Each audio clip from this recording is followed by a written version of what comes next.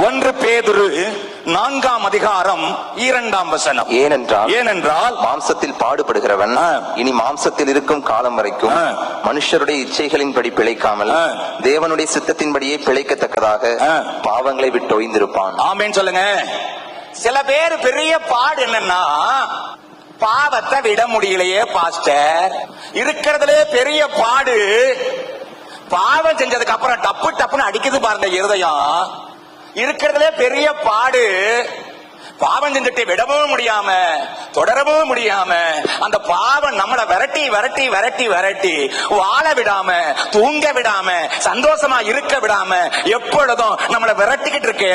அந்த பாவத்திலிருந்து என் ஆண்டவர் அந்த பாடு அனுபவிக்கிற பாவத்திலிருந்து சீர்படுத்தி ஸ்திரப்படுத்தி பலப்படுத்தி ஸ்ட்ரென்தன் பண்ணி என் ஆண்டவர் நிலைநிறுத்த போறாரு.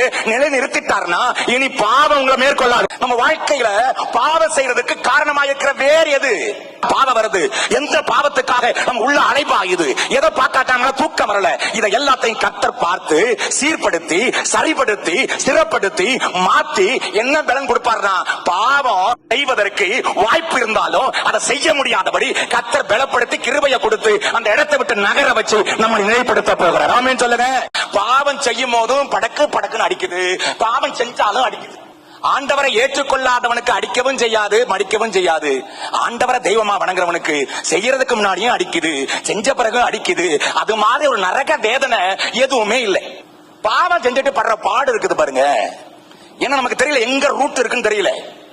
என் ஆண்டவருக்கு தெரியும் அந்த ரூட் எங்க இருக்கு. இந்த பாவத்துல விழுந்து போறதுக்கு இவளுக்கு என்ன காரணம், இந்த மகனுக்கு என்ன காரணம் அப்படின்னு ஆண்டவர் தெளிவா பார்த்து அந்த ரூட்டை இன்னைக்கு இயேசுவின் நாமத்துல கட் பண்ண போறார். அல்லேலூயா சொல்லுங்க. இனி வராது, மேற்கொள்ளாது. விழுந்து விழுந்து போகிற காரியத்திலே என் ஆண்டவர் சீர்படுத்தி ஸ்திரப்படுத்தி பலப்படுத்தி நிலை நிறுத்த போகிறார். நிலை நிறுத்த போகிறார்.